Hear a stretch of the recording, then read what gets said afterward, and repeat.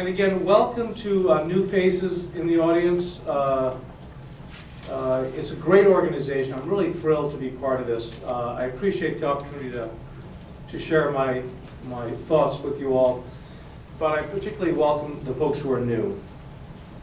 I'm going to be talking about a variety of topics, and like Ron Honeyhakey said, I'm really speaking as a clinician.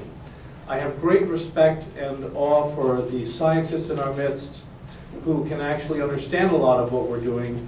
Anybody who's practicing clinical medicine knows that it's a lot of intuition, and so I'll give you what reflects what happens in my clinic. I tend to be somewhat, I express myself somewhat confidently. It shouldn't be misunderstood with confidence. It's an invitation for an exchange. So I would like to say that the war is over, this war on cancer, these wars. And I want to paint a picture here of how the cancer cell, I like to think of it far more as a confused versus a combative cell. I make the metaphor about cellular attention deficit disorder. So I think that we've had some great lectures so far. The concept that if the cancer stem cell is metastatic and happens to land in some tissue which is healthy, nothing will develop. It's not all about the cellular genome. It's not all about the specifics of the cancer. So I just want to say that if we can turn around our attitude and stop fighting cancer, I think we'll make some progress. Nicely, I wanted to point out that Ron Honeyhakey made the point about inflammation is a healing gesture in reference to homeopathy, and that's what a lot of us come from initially, is that, as Samuel Hahnemann, the father of homeopathy, said, the symptom is a healing gesture. We need to look at the symptoms of the body, in this case a cancer, and see how that's a healing gesture, how there's a wisdom in that. I thank Iga and our team that put this together. I think it's great to have the slides on these PowerPoints, the PowerPoints on these little sticks. If you don't have that, you should have that. So we'll have good email communication amongst each other and for follow-up question and answers. So that's the appreciation and the thanks. I also like to congratulate people. It's not easy being in the innovative field. We all get a lot of flack. So when you look around, the people beside you have done a lot to be here, and I congratulate everybody. I like to point out something. Maybe there you go. Jonathan Wright has taught me a lot. I first worked with him after I got out of residency. Abram Hoffer, a great champion of orthomolecular medicine, really taught Linus Pauling about this. Stephen Carter has been running the Orthomolecular Society up in Canada, and he's with us today. He's been a long supporter of this work here. They have excellent conferences on a twice-a-year basis. David Horobin taught us about essential fatty acids. Tenzin Chodrak is a Dalai Lama's physician that I worked with early on. Otto Wolff is a champion of of anthroposophical medicine. Tom Cowan and I came from that stream early on. And this is Dick Cunnion in the tulip fields of northern Washington state. A great shot of him. So we all have mentors, people who've been nice enough to slow down and help us understand, and these are just a few of the many that I'm appreciative of. So I say thanks for letting me share what I'm going to share, and I appreciate everyone being here. All right. Now, the pioneer is the fellow with all the arrows in his back.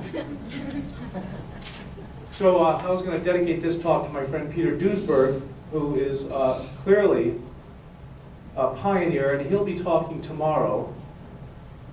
And this is a picture of Professor Peter Duesberg with the genomes, the aneuploidy, which is characteristic of cancer cells. Do not miss this talk tomorrow.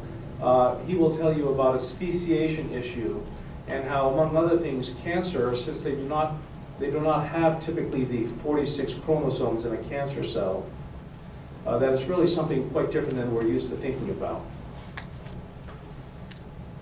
Now, I'm not going to read this because it's on your slides and I want to cover a lot today, but it just speaks to the point that our oncologist colleagues are doing their best and are good people and are well-intended. And it's a horrifying thing to have done the standard of care to the best of your ability with good intentions for 30 years and find out that there's a better way which you didn't know about. So sometimes not only let's stop the war on cancer, let's stop the war between the them and the us. I take umbrage at the term alternative even. I think alternative is a political term. It's us versus them. So if we can change our words, as Stephen Levine pointed out, words are powerful. And if we can stop the war on cancer, and if we can have compassion for those oncologists, I think it's a good step in the right direction. So the goals for this presentation are to consider the nature of cancer as confused and not as aggressive. You know, I think we take it for granted that cancer is an aggressive cellular form. Well, it may not be. It may be confused, it might be subjected to a bad environment, it might be, all those cancer cells might be trying to do their best, but in fact, they're put in environments by lifestyle factors and such which are carcinogenic. So I like the term cellular ADHD. And then I want us to help to understand the futility of killing cancer without striving to enhance the vitality of the person within whom that cancerous process is taking place. I'm preaching to the choir here, but it's worth saying that there's a futility in having the surgery be successful but the patient die, or to kill the cancer and ignore the whole context. I also want to understand that there are pros and cons of conventional chemotherapy. I think that if you're not up on this literature, you'll be shocked at the cons and at how meager the pros are. And I want to point that out because I felt that we as holistic, integrative doctors have always been the foster child at the banquet table of treating cancer patients. We haven't had really powerful big guns to offer. And now there's a revolution, which I will point out to you, in oncology. The top oncologists are divided about how to proceed. And what we're offering addresses what the newest and really the leaders, the thought leaders in oncology, would sit in this conference and be nodding their heads at what we're saying. So we're no longer the foster child at that banquet table. We have a lot to offer. We are, in that sense, the future. And I'll show you what I mean by that. There are pros and cons, and we need to understand the playing field. Then I want to help us understand the importance of addressing the cancer stem cell, and in contrast to the cancer tumor cell. And just as soon as I make that point, I think it'll be clear that I'm also pretty confused about it, as is everybody. Just over lunch today, we were discussing how do you actually know what is a cancer stem cell. We'll go through that because that's important, and that's where the future of cancer care is going. And then I'll give you some understanding about the theoretical and practical aspects of what I call corrective cancer care. So for the next 55 minutes, we'll do some definition of terms. We'll look at the problems with the standard of care, introduce cancer stem cells, the revolution happening today, new directions, improving the standard of care, doctoring the cancer stem cells, and some clinical case studies, which if I don't go through now, you can, if we don't have time to go through them, they're on the presentation. And I have to tell you that I don't have a satisfactory way of really answering this question. It's an understandable question. The patient calls, Dr. Weeks, do you treat breast cancer? I say, no, I don't treat breast cancer. Well, my friend went to you and she had breast cancer. Yes, I treat people with breast cancer. I don't treat breast cancer. It's a semantic issue. It's an important distinction. I make it all the time. The second tough question is, what's your success rate? I've been doing this since 2002, this insulin potentiation work, and I hate that question because if I answer it, I feel like I'm in marketing and not in medicine. What I mean is, cancer is such an individualized process that you really can't control all the variables. And it's perhaps more than any other illness dependent upon the humanity of the person within which the cancer is happening. So whether they're beloved by their family or whether they're estranged, whether they're lonely, whether they have purpose in their lives. We heard earlier that no two cancers are the same. In fact, David Resnick was saying no two cancer cells are the same. You take two cancer cells out of the same prostate tumor, they're different cells. So the height of medical arrogance, I think, is when the pathologist in the basement of the hospital looks at a slide and says, well, this patient has 6 weeks to live. This happens all the time. This is the medical reductionism. So I don't like to try to answer a question about success rate because it has so little to do with the cancer and so much to do with the human being. And that's why it has to be a therapeutic relationship. So part one, definition of terms for the reconsideration. What is cancer? Well, I also say, what is a dog? And I confess that I used to think that this was a dog, right here, common understanding of a dog. I had a dog like that as a kid, and I knew what a dog was. Then my daughter got this dog, and it didn't make any sense to me that this would be a dog. You know, it was, how could this be a dog? It doesn't look at all like this dog. So the question is, what box are you thinking outside of?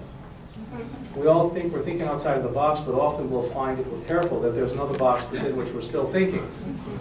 So if we look at our definition of terms, this is Rory, and this is new puppy syndrome. I find that Valium is a very effective treatment for that. But Rory prefers GABA, so we do GABA, and fish oil in the form of salmon. So what is a cancer? You know, what are we really talking about here? Now, is cancer aggressive, or is it just confused? Should we kill the cancer, or, hint, hint, should we doctor the cancer, lead or teach? Should we in some way not be fighting a war? And Goethe was great at saying, if you want to understand something, you must study from whence it derives, and that'll lead the discussion to the cancer stem cells in a minute. So if we're going to reconsider this, we're talking about maybe a confused cell. Now, Rudolf Steiner, I'm going to paraphrase because everything he said was in German. And if you don't know Rudolf Steiner's work, it's been a foundation for me over these years.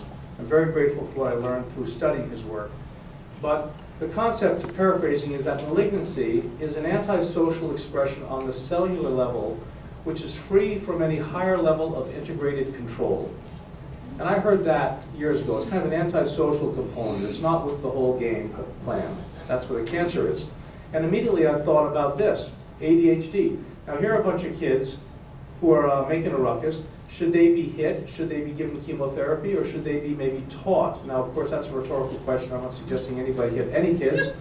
But the concept is the teacher would be remiss to be violent against these acting out organisms, even if they're tying her up like this.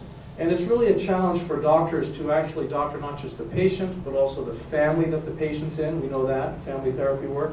And also to doctor the cells. Are these the problems, these kids, or is it the potential? We know that when we break a bone and then the bone heals, it's stronger than before. You know, Rudolf Steiner used to say that when you're going along and then you get sick, when you return to your state of health, you don't say, I was sick and now I'm feeling like I felt before. You say, I was sick and now I'm feeling better. Because any illness is a workout for the immune system, and we have the opportunity to come through it stronger. So if we address the cancer issue in a real doctoring manner rather than a blind, violent war, we have a great potential. So when a plant is sick, anybody will tell you treat the soil. If the plant is sick, you might want to prune a leaf here and there, but you're not going to help the plant by pruning the leaf. You've got to treat the soil. It's the same when a child is misbehaving. It's often the environment which is involved.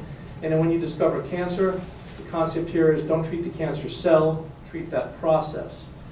This was very helpful what Tim was saying this morning, Dr. Guilford, in terms of the environment, the microenvironment around the cell. And that's, of course, the mesenchymal cells are what become the mesenchymal cancer stem cells are where the real problem can be. So nature, of course, is a vacuum. We know this. Empty or unfilled spaces are unnatural as they go against the laws of nature and physics. And Steiner said, cancer is not aggressive, it simply moves into the abandoned etheric spaces. Etheric is a term he uses that could be exchanged for chi or vitality. But I think about that with my cancer patients, every one of them. How is their vitality, and how can they reassert dominion over their being, emotionally, mentally, biochemically, so that there isn't that opportunity for cancer to simply move into the abandoned tenement building. The oncologist would have us think that the cancer is storming the tenement building, and it's fighting, And I would suggest it's important to rethink the definition of cancer and consider it as simply almost a normal physiologic response to an abandonment of the building. Cancer is not the problem, I'd want to say. Cancer is really the adaptive response to the problem. That's a little bit tough to say with friends in the room with cancer, but when you think about it, it's a toxic blood and tissue, mesenchymal issue. Something else is going on, of which the tumor becomes the symptom. When I say symptom, think Hahnemann. Think symptom is a healing gesture. How is there a wisdom in the tumor? And I grew up in northern New Hampshire, and we had a town dump. And one of the farmers everyone probably paid him $10 a year or something, and we could take our trash out there, and consequently, everybody's lawn was relatively clean. But if he shut down the town dump one day and said, I'm full, what would we do? We wouldn't throw stuff on our front lawn. We'd go find another guy who'd give us his back 40 to use as the town dump. And I'm suggesting that often a cancer is a manifestation of, I'm going to stretch it here, but inadequate recycling, overconsumption, too much junk. And so instead of cleaning up how we are consuming too much, we go find another dump.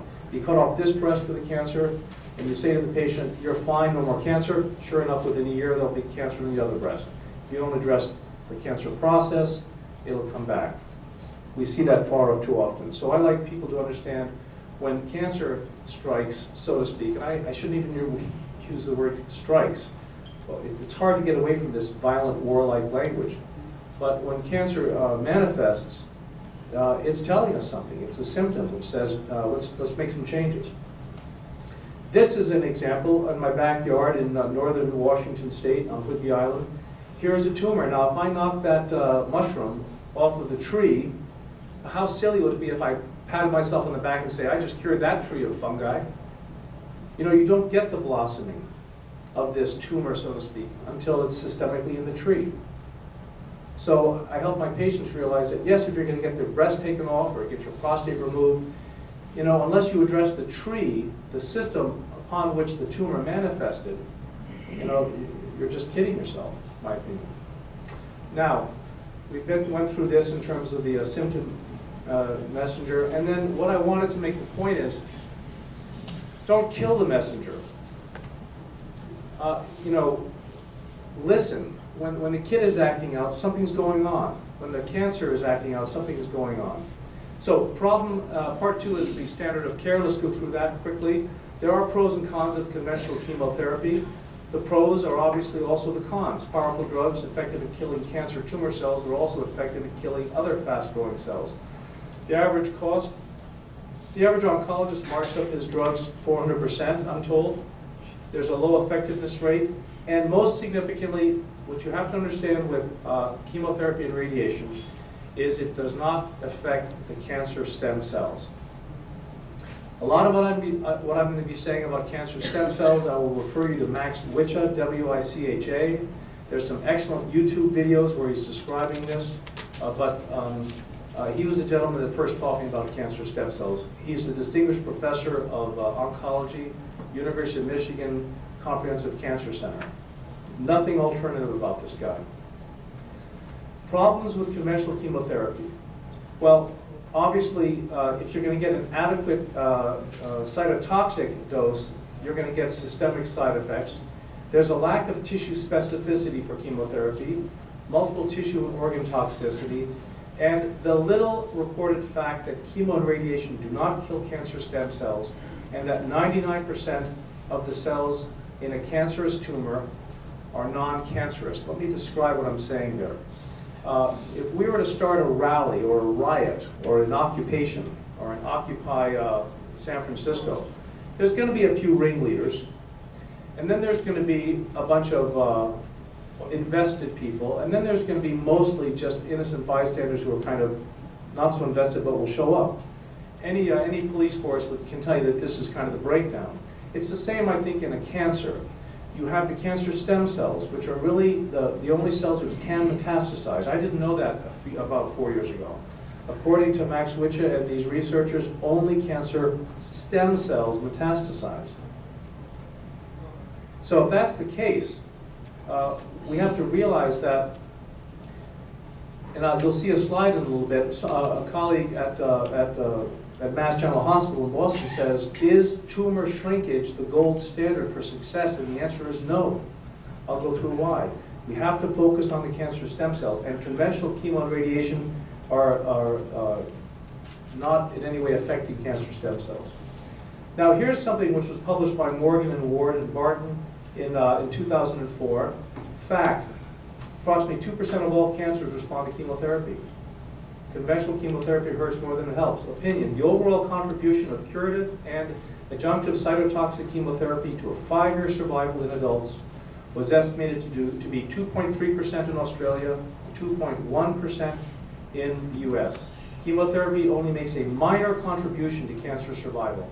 To justify the continued funding and availability of drugs used in cytotoxic chemotherapy, a rigorous evaluation of the cost effectiveness and impact on quality of life is urgently required.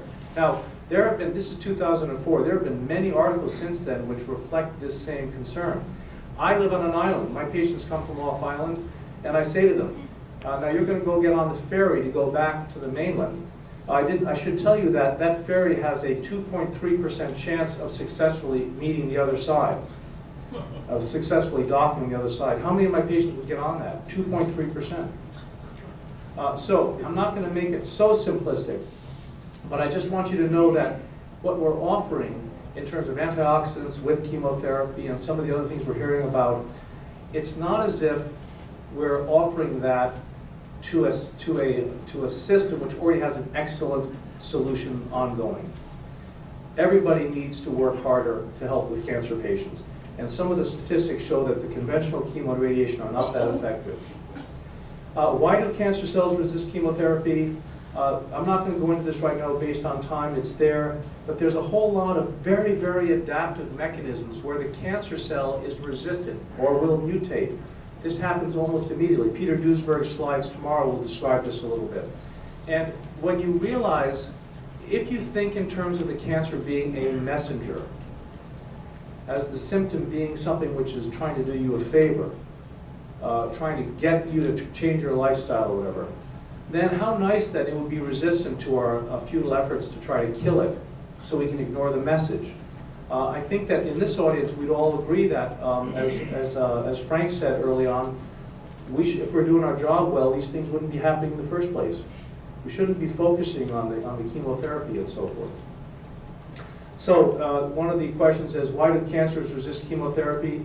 The real answer is because unless you're getting the stem cells, this takes off on the Bush quote, you know, it's the economy, stupid. But if you don't get up to the cancer stem cells, the cells which metastasize, then it will just come back with a vengeance.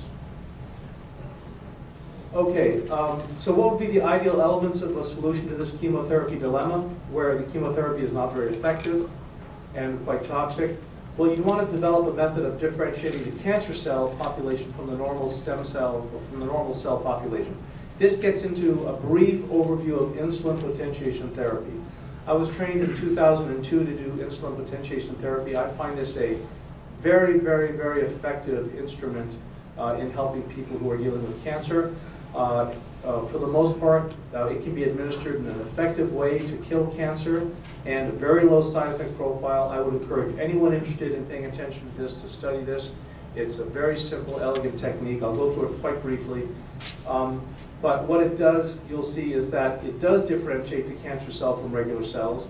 You're able to deliver lower doses of the drug specifically to the cancer cell. And you can maintain or enhance the chemotherapy cell killing effectiveness. It can help avoid the mutation because you can switch different chemotherapy protocols. And you can reduce the side effects. And you can doctor, you can't, but, and you can, the concept here is that it would be nice in an ideal setting to also be able to address the cancer stem cells. Insulin potentiation therapy does not address the cancer stem cells. It is kinder and gentler. It is a better way to give chemo. I think in the very near future, chemotherapy will be administered in an insulin potentiated manner. There's other ways to potentiate it, but I want to tell you guys it's not addressing the stem cells. Part 3, let's talk about those stem cells. Now, these are not the stem cells we're talking about, but it is after lunch, so I thought I'd wake people up. There is a whole world of using stem cells in a therapeutic manner. I'm not talking about those. So what are we talking about? Well, stem cells can be of mesenchymal origin. They can be of embryonic origin. They're also called by John Beard in 1911 germ cells. Stephen Levine was responsible for getting this book back in press with Nick Gonzalez, The Enzyme Treatment of Cancer and Its Scientific Basis. It's a fabulous read. This guy in the turn of the century was doing things which I'm not sure can be done today in terms of his embryological work. If you haven't read it or don't know of the proteolytic enzyme approach to cancer therapy, this is an excellent read. In 1908, Maxinov was doing this work as well. And so there are these stem cells, germ cells, they have to be paid attention to. Because they're not responsive to therapy, they haven't been addressed. It's almost like the homocysteine situation. If you can't make money on solving the medical problem, it's not a problem. Nobody can make money treating homocysteine. B12, B6, folic acid. So none of the cardiologists are talking about it until recently. If you can't make money in the solution, somehow it doesn't raise to the point of being a problem. So until we can go after these stem cells, we're not going to be able to really, until you can make money going after them, we're not going to be hearing about them. This is John Beard. This is also talking to Peter Duesberg and a lot of the pioneers in the audience. And he was saying that the physical martyrdom was lacking, but there are, as I can testify from experience, many more ways than one of burning a scientific man at the stake. And here's for you, David. Now, the modern discovery was really in the early 1900s. There's references here.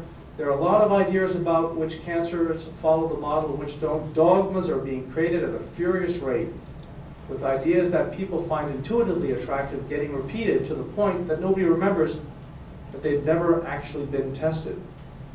So we're in a realm of confusion here. So what is cancer? Cancer is understood to be an unregulated cells proliferating autonomously within the human being, either humoral or tumoral in form. Are they aggressive? Are they confused? What is a tumor? Well, the interesting thing about a tumor is I'm going to suggest to you that less than 1% of the cells in a tumor are actually dangerous. When I was working at Mass General Hospital, we were working with rats and so forth. I worked with Michael Hollick doing vitamin D work when he was there before he went to Tufts and BU, and with Bob Neer. And it was very hard. I was the lab tech trying to take cancer from one animal and implant it in another animal, and it would never really take. It's very, very hard.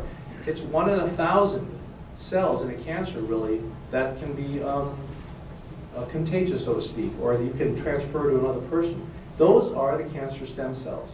Only the cancer stem cells metastasize.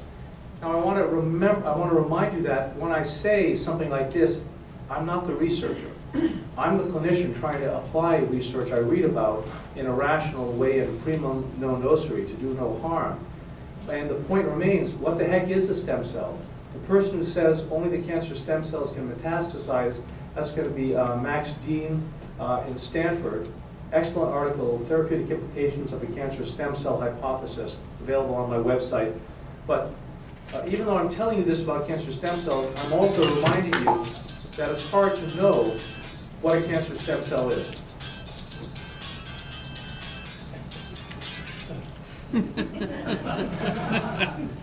But the claim which is out there by reputable leaders in the field is that less than 1% of primary tumor cells cultured in vitro can give rise to colonies. Now, what metastasizes? Here's some more evidence on that. Considerable evidence suggests that tumors contain only a minority of cells, etc. I'm repeating myself. For primary human and mouse tumors, this number often resides in the thousands or millions. That's the number of cells that must be transplanted to form a tumor. So we're looking at something which is not really, these cells which are dangerous are not the big tumor cells. Normal tissues we know resist chemotherapy. Normal tissue stem cells resist chemotherapy. Again, this is something which is clearly understood, so that when you're radiating or giving chemotherapy, you're not going after the normal stem cells, and you're also not going after the cancer stem cells, because they're also resistant to chemotherapy. Chemotherapy and radiation, again, do not affect the cancer stem cells. Cancer stem cells are the dangerous cells. What are we doing? Radiating and chemotherapizing cancer. Now, if the cancer tumor is big enough that it's obstructing vital organs, there's a role, of course, for shrinking that tumor, but let's not confuse shrinking a tumor with necessarily much progress. Baker, in Nature in 2009, emphatically says cancer stem cells resist chemotherapy. They also resist radiation therapy. So that's a brief introduction for cancer stem cells. If you go to weeksmd.com, there's probably 50 papers on cancer stem cells you can review. I like the search engines like Yahoo and Google, and I put in cancer stem cell treatments for the last couple of years, and I get a lot of information. Michael? I just want to make a point that I'm going to be going into detail on my lecture tomorrow on the trophoblast theory, the beard theory, because it's not on the schedule. It just has Laetrile and Doljanski, but I'm actually spending a good portion discussing this in depth. Excellent. Okay. Thank you, Michael. Now, part 4, I'm gonna just introduce you. If you haven't been paying attention, there's a real revolution going on. There's a big conflict happening in oncology today. Chemotherapy increases cancer stem cell proliferation. This is Max Dean again. Colon cancer stem cells were enriched in xenografts that had been treated with cyclophosphamide chemodrug, and there was an enrichment and a proliferation, both an increase in the percentage of cancer stem cells and higher tumor forming capacity when chemo is introduced.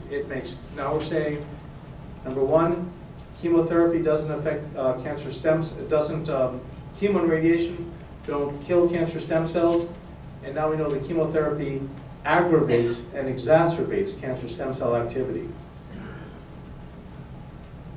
Here's Max Wicha, a real gentleman, and I think a far greater scientist than a political scientist. He was maybe ambushed at a Pittsburgh airport a few years ago by a very smart reporter, and the entire article, which was published in the Pittsburgh Post-Gazette, is in your notes here. I'm not going to go through it. But what happens is the interviewer asks a bunch of questions, and Max, like a good scientist, answers honestly, and is quoted nationally saying chemotherapy and radiation make your cancer worse. It was shocking to the oncology community. Max, I understand, was a gentleman that received the pen from President Obama after the stem cell bill was signed. This is a highly recognized oncologist, a leader in the field. And here's the article, Cancer Expert Tells How Treatment Can Be a Problem by Mark Roth, Pittsburgh Gazette, February of 2010. Standard cancer treatments not only often fail to eradicate cancer, but can make it worse. Interesting news. I'm just going to go through this quickly. But what happens is there has to be at this point a retraction, because even if you're a distinguished professor of oncology and you're quoted as saying that chemotherapy and radiation make your cancer worse, now patients are calling him from around the country, what should I do, what should I do? And he has a public retraction, which if you read it, and it's up here verbatim, is really not a retraction. He says, an article published says that our research suggests cancer treatments not only fail to eradicate cancer, but can make it worse. This statement has been misinterpreted. The lawyers in the audience know that is not a denial. That is not a retraction. And he goes on to say at the ending, in the meantime, patients diagnosed with cancer need to follow their doctor's recommendations for treatment according to the current standards of care. And here's the kicker. And inquire whether they are eligible for a clinical trial. That's as much of a retraction as they get out of Professor Wicha. Now we know that chemotherapy stimulates cancer stem cells. Here's an article. I'm not going to read it for you. Chemotherapy, another article on the same topic. So we remember primum non nocere, first do no harm. So as the stepchildren at this banquet table of oncology, we have something to say now. The current standard is, the current treatments are making people worse. Now, and whereas before it was just the patients who were interested in that, I'm suggesting that now there are a bunch of oncologists that are interested in that too. I'm having more and more oncologists interested in what I do. More and more oncologists are interested in adding chemo, low-dose chemo, or even adding antioxidants with chemo. The research is very enthusiastic. Daniel Haber at Mass General Is tumor shrinkage the gold standard? That's an heretical question, isn't it? You know, here's your x-ray, Mrs. Jones, your cancer is this big, and look what I've done, and now your cancer's a quarter the size. Time for celebration. Well, not necessarily. If the cancer stem cell hypothesis is true, treating the majority of dividing cancer cells will shrink a tumor, but won't cure the cancer unless we can target the cancer stem cells themselves. That could explain why tumor shrinkage, the gold standard for measuring a drug's effectiveness, doesn't always translate into longer survival periods for patients. The revolution. Max Wicha, chemotherapy and radiation make cancer worse. Yale has a center now, Stanford has a center. Many academic institutions are having centers on cancer stem cell treatments. Don't get confused with liposuction and beauty products. If you look at the cancer stem cell treatments, you're going to see some of the top thought leaders in oncology are on board with this. And your local oncologist trying hard to save lives in the trenches isn't necessarily up to speed on this. New directions in oncology. These new directions in oncology are really what Dick Cunyon and a lot of our friends in the audience have been doing for many years. Recent insights into tumor biology indicate that in many cancers only a subset of the malignant cells has the potential to proliferate, and these need to be targeted. So the new directions are go after the cancer stem cells. Insulin potentiation therapy and corrective cancer care doctors are leading the way, but the key to prevent the recurrence is the adjuvant therapies, not the chemo, not even the low-dose insulin potentiated chemo, but the adjuvant therapies and addressing the cancer stem cells. So we have Max Wicha saying the goal of all our existing therapies has been to kill as many cells within the tumor as possible. This study suggests that the current model may not be getting us anywhere because we have been targeting the wrong cells with the wrong treatments. Instead, we need to develop drugs targeting the tumor's stem cells. If we have any real cures in advanced breast cancer, it will be absolutely necessary to eliminate those cells. Now, I don't know, I mean, this was news to me a couple years ago. Is this news to people? Not at this moment, but. Yeah, okay. 3 questions I take, my patients, you know, they come to me, Dr. Weeks, I've heard this, blah, blah, blah, and, you know, I never discourage the standard of care. I say, I want you to really understand the pros and cons from your oncologist and your doctors, and if you don't want to do it as a standard of care, I can tell you about some other options. They have risks, they have benefits. I'll do the full informed consent process. We make no promises, and again, I tell them I don't treat their cancer, I treat them. But I say, while you're making up your decision, these are 3 questions I want you to ask your oncologist. This is important. Number 1, dear oncologist, thank you for your concern, for your conscientious effort. Please tell me, what will your proposed treatment do to my cancer stem cells? Very simple question. Unfortunately, you'll get 2 glances typically. You'll get deer in the headlights, where the oncologist thinks, what's he talking about?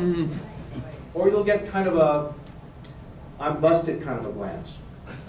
That's a little bit tragic, because that oncologist has been up on the literature, knows that chemotherapy and radiation is doing harm, and is still doing that for whatever reasons. Number 1 question. Number 2 question. How are you, Dr. Oncologist, planning to interrupt the interleukin-8 SOS message my targeted and dying cancer tumor cells will emit in response to your chemo and radiation? Let me just back that up. If I were to kick my good friend Tapan in the shin very hard, immediately his brilliant shin bone cells would secrete interleukin-8, an inflammatory cytokine, which basically says, I am a tissue, I am being hurt, I need to be rescued. Are there any stem cells out there in the mesenchyme that can come and repair my tibia or my fibula, which has been damaged and needs tissue repair? That's an SOS message. That's a universal cytokine, whether it's addressing a gastric ulcer or addressing a hernia or any tissue injury. The body has an inflammatory response that says, is there any stem cells out there that can come and replace this damaged tissue? And the tumor is no exception. Chemo and radiation hits the adenocarcinoma of the breast. That tissue is targeted, that tissue dying, sends out an SOS, interleukin-8 cytokine, which says, are there any stem cells out there in the periphery that are willing to come and help replace this tissue? In come the stem cells. They're happy to help, and they say, by the way, what are you? And instead of a shin bone, the message is, I'm an adenocarcinoma of the breast. And the stem cells say, great, we can do that. That's in our bag of tricks. We can do that. And so you get a proliferation of the cancer based upon the chemotherapy and radiation. And that's the mechanism of action. So the question is, how are you planning to interrupt the interleukin-8 SOS message? Good question for an oncologist. Now, Max Witcha is working on an anti-inflammatory peptide, which is currently in existence for cardiology treatments, and he's planning to interrupt the interleukin-8 with an anti-inflammatory peptide. However, we have curcumin, we have vitamin D, we have vitamin C, we have, guess what? We have a lot of antioxidants, a lot of anti-inflammatories, wobenzyme, proteolytic enzymes, and so forth. But if the oncologist is going to give chemo and radiation and isn't aware that the dying tumor cell, that if he is successful, he or she is successful, the dying tumor cell will create more cancer, then this is a good question for that doctor. And of course, number 3 is, what chemosensitivity testing will you do to determine which chemotherapeutic agent is best to use? Chemosensitivity testing, we know this in terms of urinalysis. If a woman comes in with a urinary tract infection, we do a culture and sensitivity. It's better to do that than simply guess which bacteria might be involved and which antibiotic might be appropriate. We can do the same thing with cancer. There's a German lab, there's a Greek lab, there's a Korean lab, there's increasingly American labs involved in chemosensitivity testing both on blood and on tissue. Why not do those tests? You would ask your oncologist. Are you going to take my tissue or my blood and do some sensitivity, or are you just going to kind of guess? Fair question. All right, the take-home message is there is an earthquake at the foundation of oncology. Killing the tumor is the standard of care using chemo and radiation, but the leaders in oncology are advising new directions, and the new direction is what we have been offering all along. When the plant is sick, treat the soil. Time is now to offer this corrective cancer care. Now, this is King Lear. This is insulin potentiation therapy, and I want to stress again that I am grateful for what I learned about this treatment, and I'm happy to give it to patients. People who know me over the years are shocked that I give methotrexate, that I give Cytoxan, that I give doxorubicin. I mean, you know, it must be a different Brad Weeks, I think, who's doing this. These chemo drugs, I want to remind you, are sharp swords, and they're double-sided, they're double-edged, but if they're used elegantly, you can do more good than harm. And IPT, in my opinion, is the only way that chemotherapy drugs should be administered. If anybody knows the story of Lear, it's kind of classic because he's got these 3 daughters. I have 4, I can relate. And he also wants to retire early. He says, look, I'm burdened with care. I'm going to just give my kingdom to you 3 girls. You work it out, and I'll just retire, but I want to remain king. You know, we've seen this founder syndrome. I'm going to retire, but I want to remain king. So the first daughter says, I love you more than words can describe. The second daughter says, I love you just like my other sister, except for more so. And of course, they're angling for better pieces of the kingdom. And then Cordelia, the third daughter, is asked, and King Lear says, what can thou say which earns thee a piece more rich than thy sister? And she says, nothing. And he says, what? She says, nothing. And he says, nothing will come of nothing. You know, he won't share. Speak again. And then she says, look, you know, they're married, I'm not. How can they love you more than anybody, and they're already married? It's just a bunch of hooey, I'm not going to participate. And so he banishes her and so forth. She is the messenger. She's the only one speaking the truth. So the Cordelia effect is what I talked about in terms of going after these cancer stem cells. But what I want to make the point with IPT, and I hope I'm not losing you all, if I am losing you all, go back and read King Lear, because it's just a fabulous play. But he says, you know, so then he banishes the good daughter, and then he's going to be king, but he's going to retain his knights. He gets 100 knights. And then the knights, of course, are confused. Are they working for the king, or are they working for the daughter now? Because who's really in charge? Think of a cancer not being autonomously controlled. And so the one daughter says, look, your knights are too much trouble. You can't have 100 knights. I'll only give you 50. And he's insulted, so he curses her in some really extraordinary language, which is worth reading. And he goes to the other daughter. And the other daughter says, you know, I've been talking with my other sister, and it's really not doing too good. I don't even think you need 50. You know, why not 25? So he's being whittled down. And so he gets really pissed, and he comes back to the first daughter. who kicked him out and took away his 100 knights. And he said, "Those wicked creatures yet do look well favored when others are more wicked. Not being the worst, stands in some rank of praise. I'll go with thee, thy 50 knights, yet double, 5 and 20. Thou art twice her love." Of course, he's flailing. But what I want to say here is that IPT is far better than conventional chemotherapy. But, you know, it's still not good enough. It's the adjunctive stuff we're doing. IPT is chemotherapy. It still only worsens the prognosis since it only kills the cancer tumor cells. So if all you're doing is IPT, that's not a service. And none of us in the room doing IPT do exclusively IPT, insulin potentiation therapy. It wouldn't make sense. We have to do the adjunctive work. Okay, let's improve the standard of care. This is a cartoon that says, "We found a mass. The good news is we have weapons of mass destruction." I'd love to get away from this warlike language. So we have to talk about a re-education. Think attention deficit disorder. Re-education, doctoring. Remember, docere, to lead or teach, to doctor. Adjunctive therapies, along with IPT, entice the cancer stem cells to differentiate and become either normal tissue stem cells or normal tissue cells or tumor cells, which are then vulnerable to chemo and radiation. The point is you have to get those cancer stem cells. Parenthetically, what the hell is a cancer stem cell? We still are having a hard time knowing who it is if I recognize it under a microscope. Stay tuned for Peter Duesberg's lecture tomorrow. But to the degree that the discussion is going on, there are stem cells and they are the problem. Now this is our logo. This is inspired by Rudolf Steiner, the fourfold human being, and compassion in the middle. The physical body, the etheric body, the soul and the spirit, and the compassionate heart. And the 4 steps that we do in our Cordelia effect, going after the cancer stem cells, is take down the cancer welcome sign. That would be to address the environmental or situational, mental, emotional, physical factors which are welcoming the development of the cancer. Enhance the immune system, reduce or kill the tumor cells, and re-educate the cancer stem cells. I say to my patients, if we're in a little rowboat in the North Atlantic and there's a hole the size of a quarter in the boat, and the water's surging into the rowboat, you and I are in the boat. Fortunately, there's 2 buckets.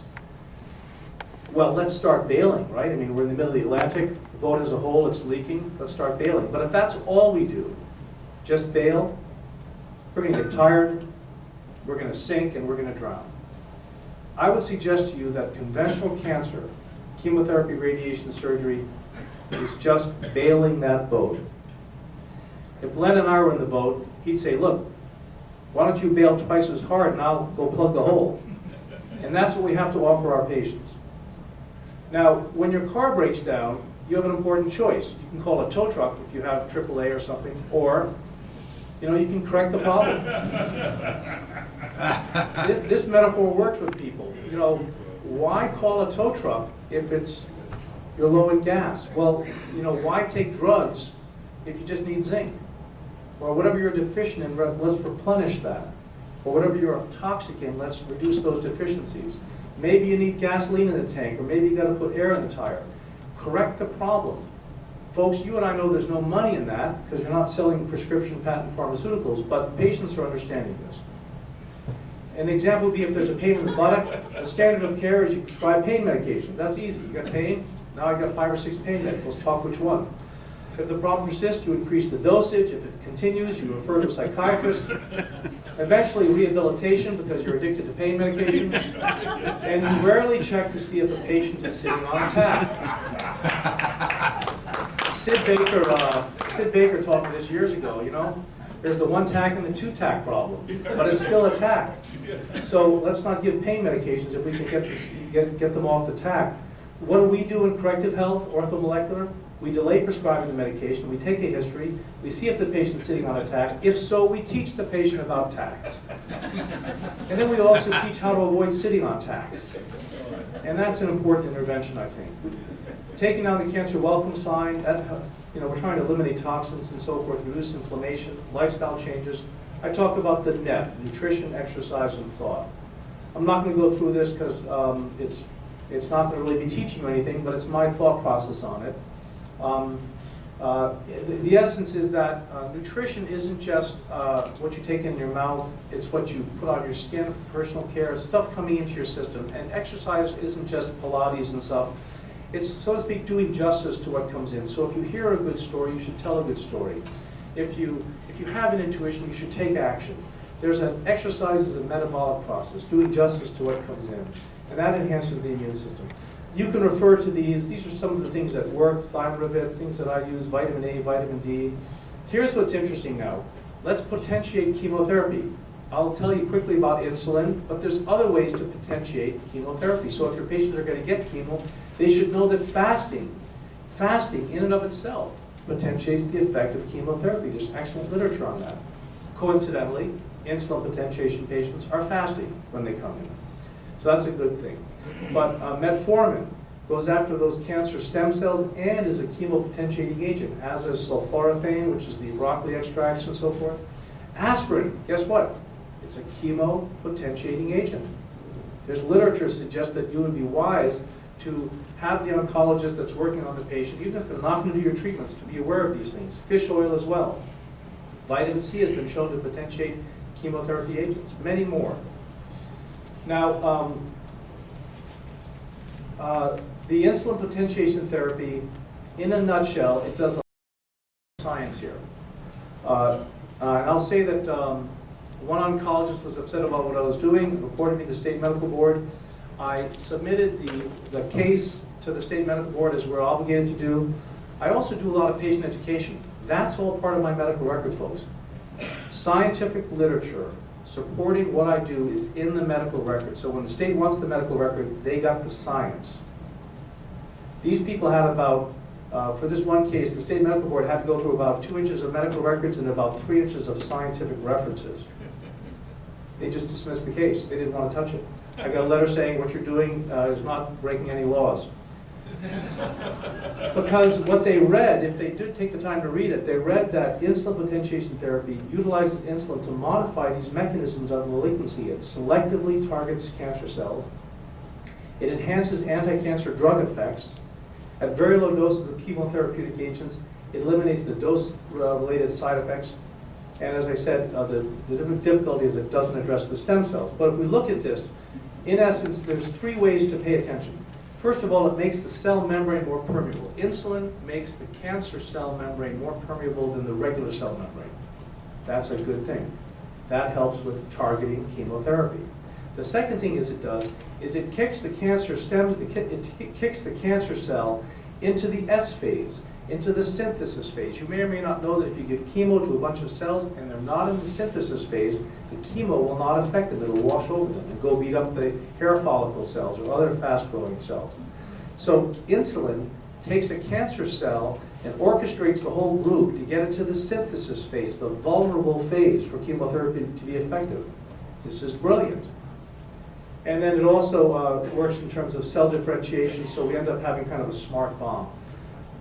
I give whole lectures on this process, so forgive me for just going over this quickly.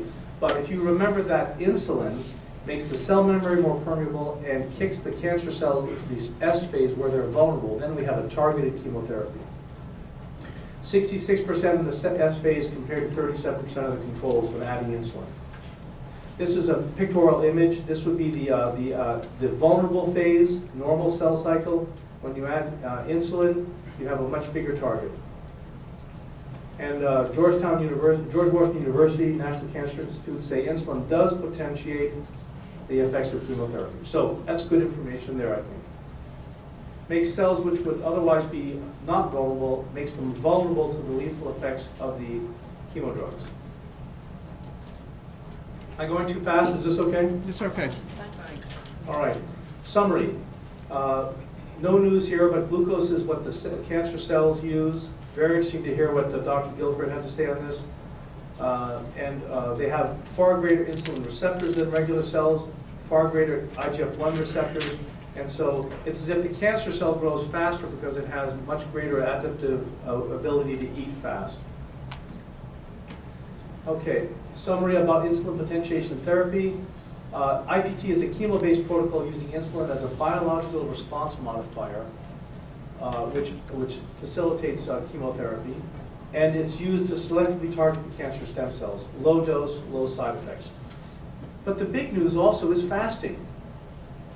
Okay, here's a reference in 2008. Starvation-dependent differential stress-resistant protects normal, but not cancer cells against high-dose chemotherapy. Now, I like the quote by St. John Cassagne, "Stop eating while still hungry, and do not continue until you are satisfied." Stop eating while you're still hungry, and do not continue until you're fully satisfied. Sulforaphane, no surprise here, protects against cisplatin-induced nephrotoxicity. Fermented soy, I work a lot with fermented soy, the extracts, which many of us know about.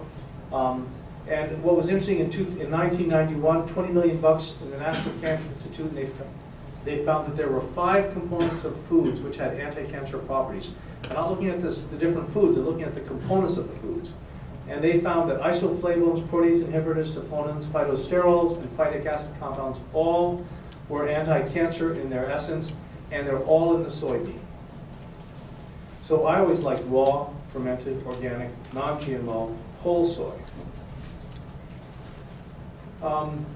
Curcumin, we know about that. Again, you can search curcumin and cancer. You'll see a huge amount of literature on that.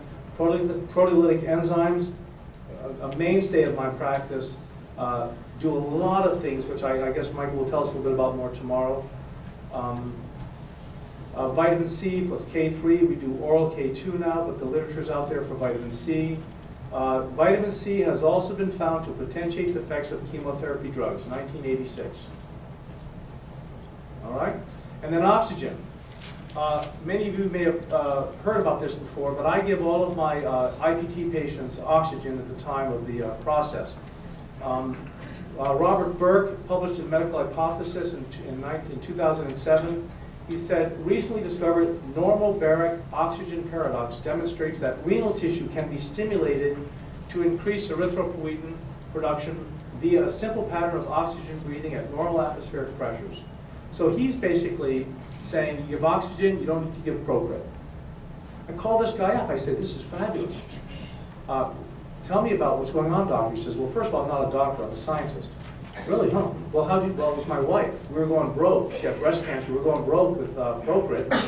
So I just figured out what Procrit does, and I reverse engineered it, and I understood that oxygen does the same thing. He says, you know, I published this first in 1999. I expected I'd be called by insurance doctors. Great, we can do this, we don't have to pay for Procrit. He says, nobody called me. You're the first person to have called me. And you know, here we go, give oxygen. The Cordelia effect, therefore, the current approach is kill the messenger. Better approach is entice the cancer cells to behave, i.e. to differentiate. We try to control the variables, including the local tumor environment. This is what Max Witcher talks about. It's the mesenchyme which is influencing the cancer development. We heard that this morning from Tim. Excellent. And we try to shift the cancer cell's metabolism away from proliferation and towards differentiation in order to decrease the tumor size, growth, and virulence. Treat the soil, not the plant.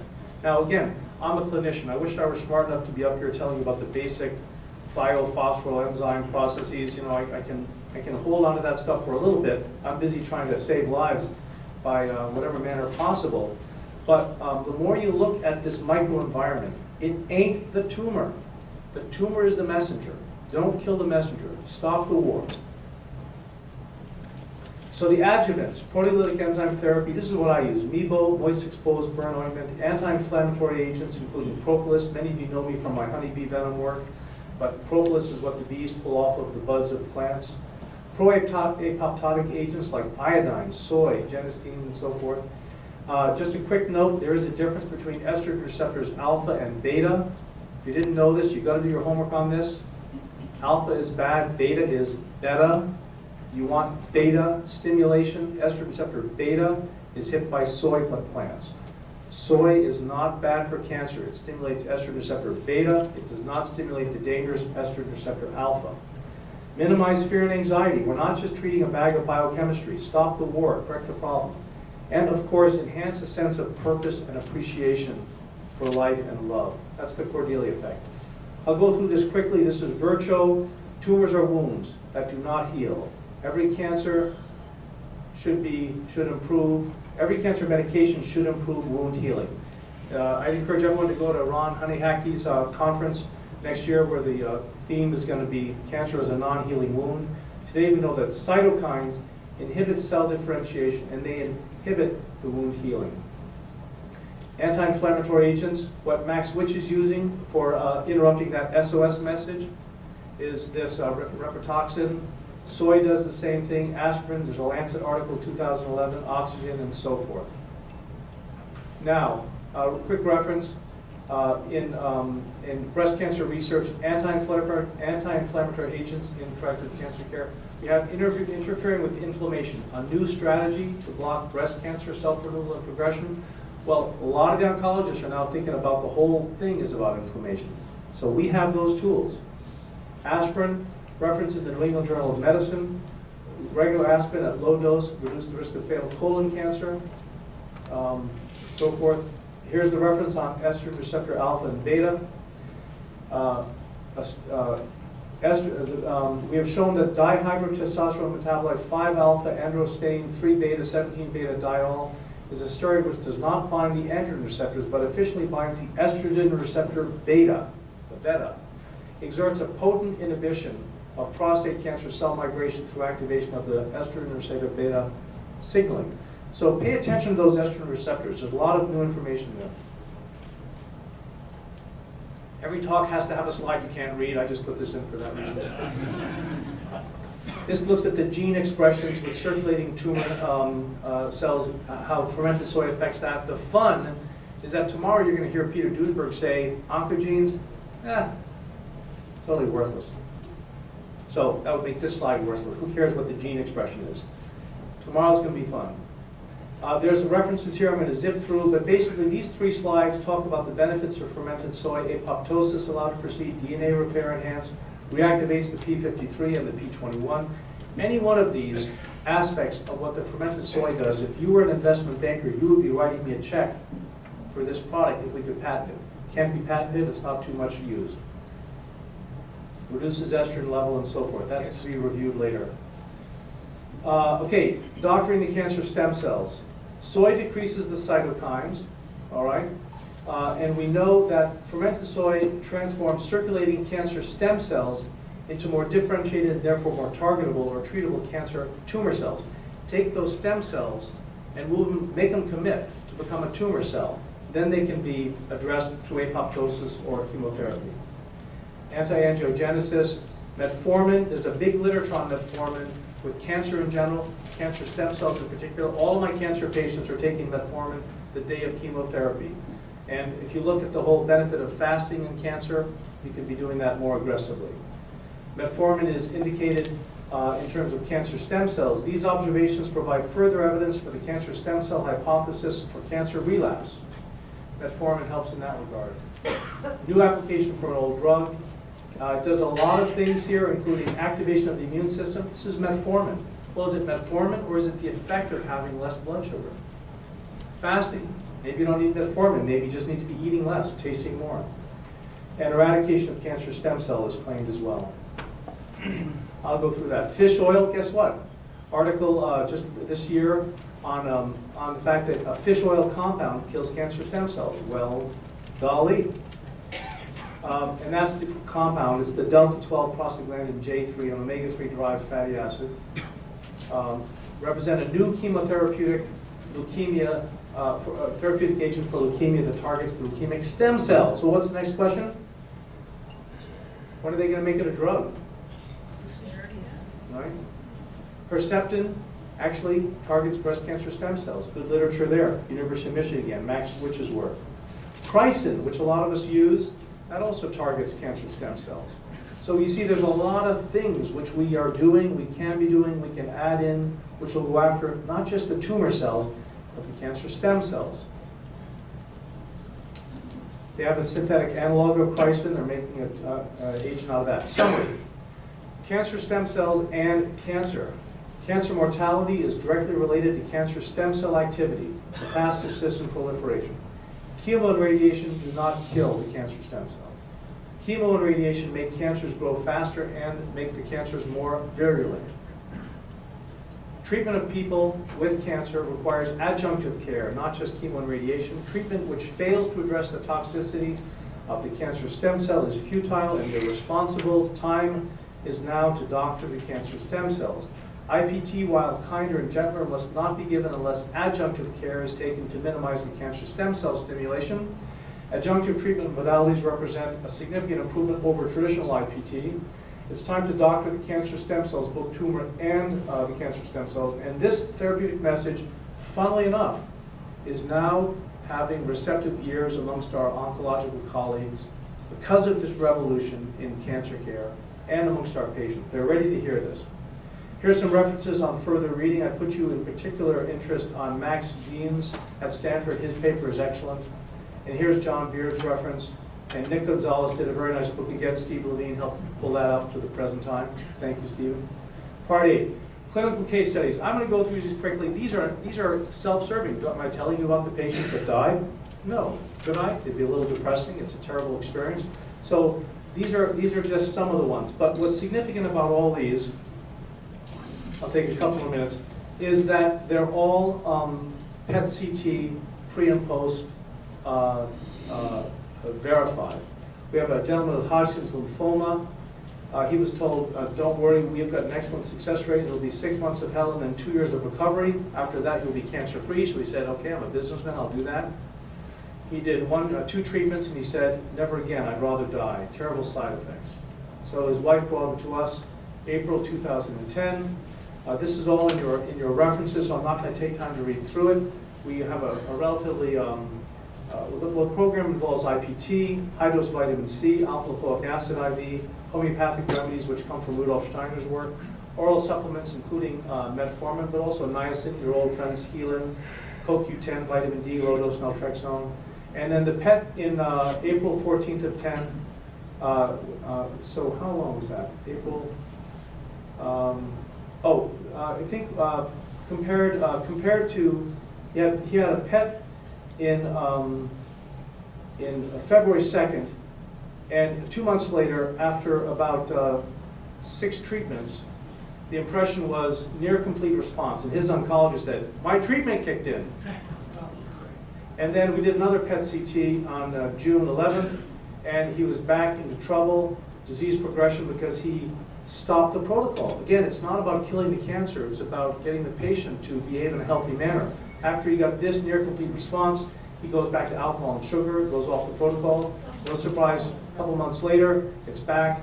So we went back on the protocol, and then back in August, no evidence of adenopathy, no focal lesions, no more brain, no more bone mets, etc. No PET-CT evidence for residual lymphoma. So that's a lymphoma case, a gentleman with lymphoma, triple negative. We have a series of triple negative patients. This 69-year-old female banker, etc. You can read the details. She refused conventional treatment. Taxol, vincristine, Cytoxan, alternating with mitomycin, doxorubicin, and vinblastine, high-dose vitamin C, etc. Pre and post PET CTs, about 6 treatments apart. That's going to be 4 weeks typically. Metabolically active lesions, left breast. After 6 treatments, prior lesions in breast and lymph node are not visualized. Lung and breast. This is a gal from Eastern Washington by Hanford. She had, I've only seen this a couple times, 2 primaries. 1 primary lung, 1 primary breast. You can read the details. The happy ending is that after 6 IPT treatments, the mass previously seen in the posterior aspect of the left upper lung is no longer present. No evidence of progression or new malignancy. Her oncologist said you're cancer-free. 6-month follow-up, also with circulating tumor cell testing, no sign of cancer, so she's on a taper. Pancreatic adenocarcinoma, I have a series of these patients. And again, without exception, the folks coming to me with pancreatic adenocarcinoma are in a loving family relationship, purpose in life, support. And that is not typical of most people with pancreatic cancer. Why? A lot of people with pancreatic cancer have been alcoholics, they've destroyed a lot of relationships. So you have to pay attention to the human being and the context within that human being is functioning, just the way you have to pay attention to the context within which the cancer cell is functioning. So this gentleman, a 55-year-old, A lot of problems: Hep C, prostatitis, cirrhosis, sleep apnea, obesity, diabetes, degenerative joint disease. Very talented woodworker. Mother died of pancreatic cancer. I wish we could just cast a magic spell and tell people that the genes don't matter in that regard. That what matters is how you feed the genes, how you play the card hand that's dealt you. I hate people having the sense that just because their mother had cancer, they will. There's a mass in the head of the pancreas, adenocarcinoma by biopsy. He's not a surgical candidate for all sorts of reasons having to do with the work up here, the cirrhosis. Came to me, 6 treatments. Sent him back to New York, where he had a repeat PET CT, and the radiologist said, there's only mild avidity, very atypical of advanced metastatic pancreatic cancer, quite heartening, very surprising. Lesions 1/3 the size. I would have expected more uptake if the cancer were growing. We thought he would be dead by now. But what was not asked by the radiologist is, what did you do for him? It's always surprising to me.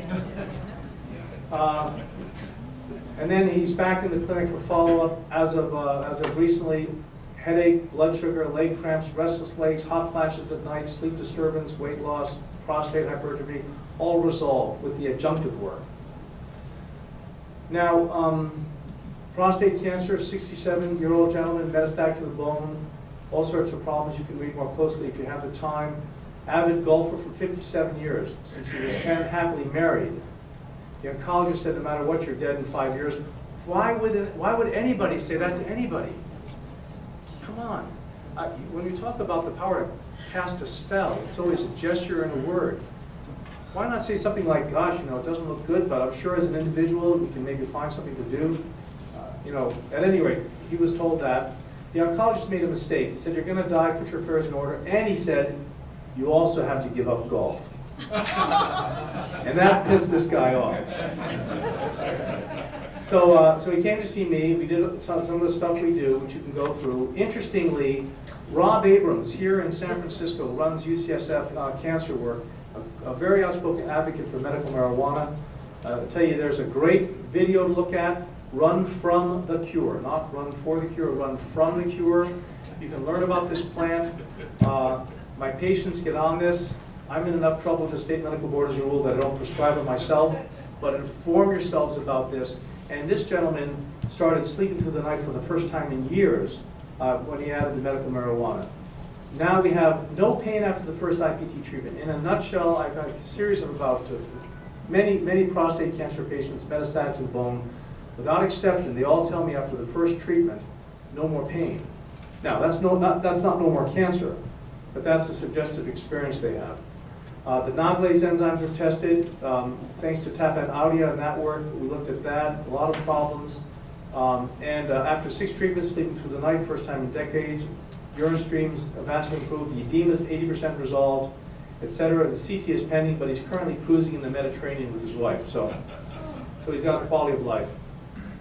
Metastatic breast cancer, case number 6, stage 4, 48-year-old mother of twins, happily married, strong Christian faith. Whatever your faith is, or if you have one or not, don't piss on anybody's parade. If anybody has any faith going for them, breathe oxygen onto that fire. Let that come to a burn. A strong Christian faith. She had avoided no other problems with her health. We prayed to God and told us not to do conventional treatments. Later, he told us to come to UCU, Dr. Weeks. So I'm not going to argue with that. But for 2 years, she did nothing. And this thing just became a festering, huge disease, metastatic. PET CT, diffuse metastatic breast cancer invading the axillary nerves. For the oncologist, you waited too long. There's nothing anyone can do to help you now. Again, a curse. That is an aggressive curse. There should be some censure for that sort of behavior. Presenting symptoms, lump in the breast, huge edema, and so forth. She's on fentanyl patch and Dilaudid, big dosages. We do some of the stuff we do. Pre-PET CT, extensive, locally invasive disease involving much of the superior, this and that and the other, huge. There's active foci in the sternums, the thoracic spine and pelvis, a few lung lesions. Hilar nodes are metabolically active. After 6 treatments between August 30th and October 20th, the next PET CT does not identify any focus of FDG avidity, most consistent with complete response to therapy, no evidence of osseous metastatic disease. Previously described pulmonary nodes are no longer present, no evidence of cancer. Now the patient was smart. She said, you helped me get rid of cancer. That's the intelligent approach. You helped me. You didn't do it. You helped me. That's a healthy, empowered patient. The oncologist called up other oncologists and said, Dr. Weiss is a fraud and a thief who tells people he can cure cancer. Can we report him to the Attorney General? I have a patient who works in the oncologist's office, unbeknownst to him. She's my patient, and this is how we heard about this. 3-month follow-up. Aside from range of motion difficulties, she had no symptoms. And then what happened in the 5 months, it's back because she was off the protocol. Quote, maybe I get too casual since I trust so much in God to take care of me. And I always tell my patients, if I'm going to be working with them in this serious cancer work, there has to be mutual decision making. Just the way I'm not going to hang an IV and tell her it's vitamin C and put Valium in it, it's as much of an insult if we agree that she's going to do A, B, and C, and then unilaterally she just does A and B and doesn't tell me she's not doing C, or if she adds D. I tell my patients at the beginning, if you do that to me, I will fire you as a patient. We make decisions together. The stakes are too high. They meet someone who says, they gave me this Ubangi fruit and it took care of the pain. Good. Maybe it's going to be a good innovation, but put me in the loop. Don't make these decisions without me. So it's very hard to have people stay on the protocol and honor that therapeutic relationship. But it's a collaborative process. As Ron said, you're co-learners with your patients. And insist on that collaboration. Just the way I wouldn't add something to your protocol and not tell you, I don't want you, the patient, to change the protocol without telling me. We'll do this together. So summary, an invitation to participate in this corrective cancer care and insulin potentiation therapy. Reminding you the standard of care is subtherapeutic. Most oncologists wouldn't take their treatments. All IPT doctors would, to my knowledge. Any oncologist not addressing cancer stem cells while killing cancer tumor cells should be challenged. Corrective cancer care is safe, effective, cost-effective, and IPT is the longest continuous cancer chemotherapeutic role in the Western Hemisphere. Again, it started in 1926 in Mexico. There's a smart bomb effect. It's increasing safety, increasing efficacy. All this is happening within the context of a human being. The secret of caring for the patient, says Osler, is caring for the patient. My mentor, Alan Tisdale, said, when in doubt, ask the patient. So the war against cancer is over. Doctor the patient, doctor the cancer cell, don't kill the messenger, honor the wisdom of the symptom. This is King Lear with Cordelia, his only truthful messenger. And I like to remember this. Be kind, for everyone you meet is fighting a great battle. I like to remember that. The person on the street, everybody is fighting a great battle. And Miss Manners says, if you can't be nice, be vague. Thank you very much.